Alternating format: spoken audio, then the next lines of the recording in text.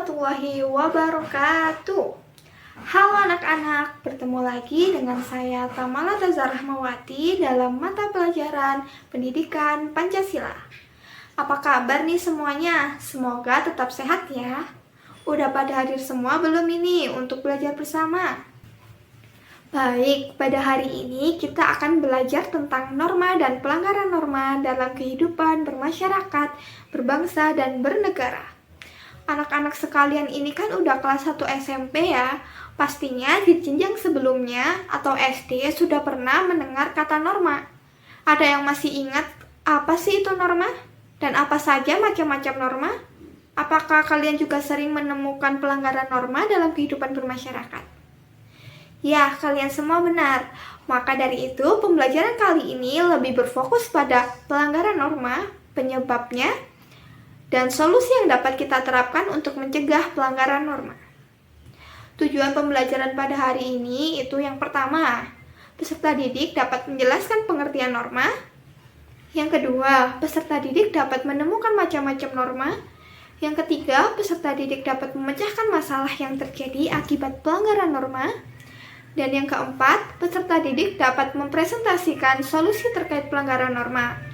Dan yang kelima dan terakhir, peserta didik dapat memiliki sikap patuh dan taat kepada norma yang berlaku. Baik anak-anak, kita masuk di materi pembelajaran norma dan pelanggaran norma dalam kehidupan bermasyarakat, berbangsa, dan bernegara. Norma dan aturan dalam kehidupan bermasyarakat, berbangsa, dan bernegara itu ada 5 konsep ya. Yang pertama, pengertian norma.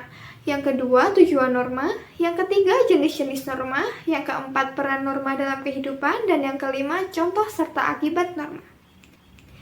Anak-anak silahkan simak video berikut ya. Video yang diambil dari salah satu platform digital terkait apa sih jadinya dunia tanpa adanya norma. Ya, dunia tanpa adanya norma, mungkin kita semua bebas melakukan apapun tanpa ada sanksi dan hukuman bila ada yang salah. Namun di sisi lain bisa dibayangkan akan sekacau apa sih dunia ini?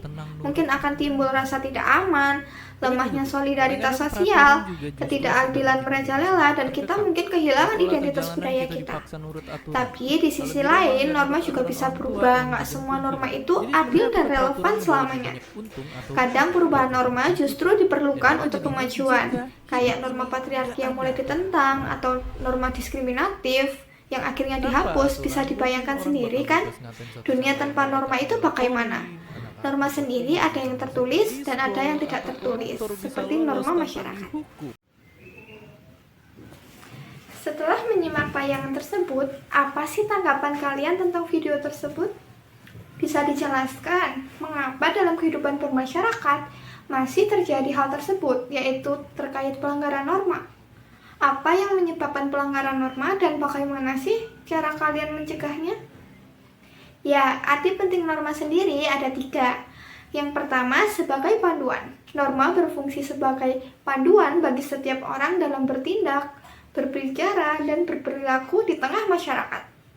Dengan adanya norma, kita tahu mana yang boleh dan tidak boleh dilakukan, serta bisa menjaga hubungan yang harmonis dengan orang lain.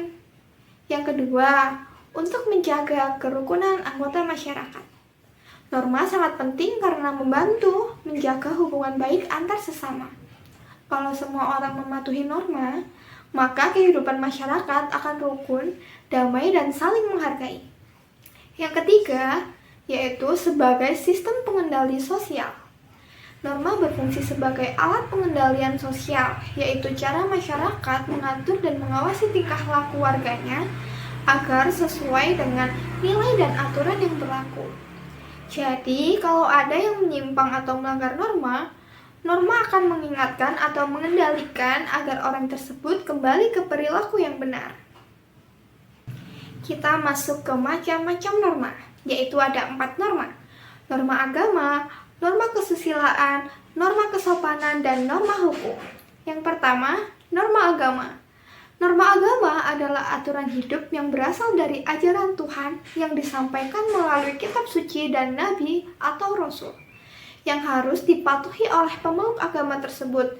Contohnya, beribadah sesuai ajaran agamanya, seperti sholat, puasa, sembahyang, kemudian tidak mencuri atau berbuat curang, bersikap jujur dan adil, menghormati orang tua, dan menyayangi sesama. Kemudian ada tidak membunuh, tidak menyakiti, tidak menghina orang lain. Yang kedua, norma kesusilaan adalah aturan hidup yang berasal dari hati nurani manusia yang menentukan mana yang baik dan mana yang buruk dalam bertingkah laku. Norma ini membantu seseorang untuk bertindak secara etis dan bermoral. Contohnya, bersikap jujur, tidak berbohong, tidak mencuri, meskipun tidak ada yang melihat.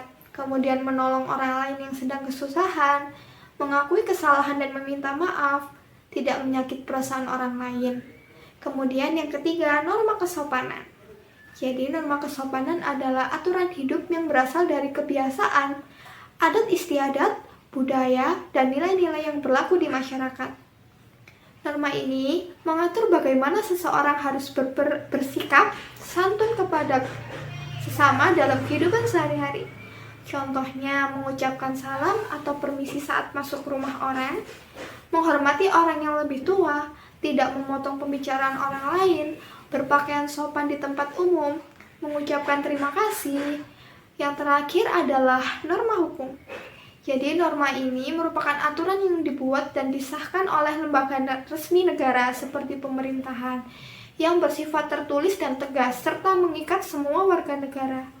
Norma ini bertujuan untuk menciptakan keadilan, ketertiban, dan perlindungan dalam kehidupan masyarakat, berbangsa, dan bernegara.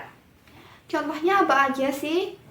Yaitu ada dilarang mencuri karena sanksinya adalah penjara pada pasal 362 KUHP. Kemudian ada wajib membayar pajak, menggunakan helm saat berkendara, tidak membunuh orang, tidak melakukan korupsi. Baik, selanjutnya yaitu pelanggaran norma dalam kehidupan bermasyarakat, berbangsa, dan bernegara. Yang pertama, norma agama. Apa aja sih contoh pelanggarannya? Zina, mencuri, tidak melaksanakan ibadah wajib, durhaka kepada orang tua, kemudian melakukan fitnah kepada orang lain.